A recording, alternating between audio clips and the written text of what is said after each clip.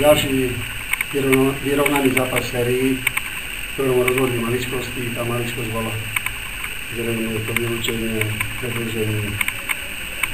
Ďalej hodnotiť nebudem a môžeme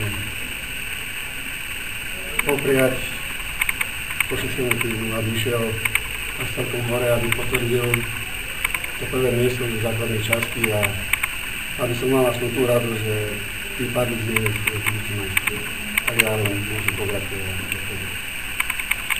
Tak posledný krok býva najťažší.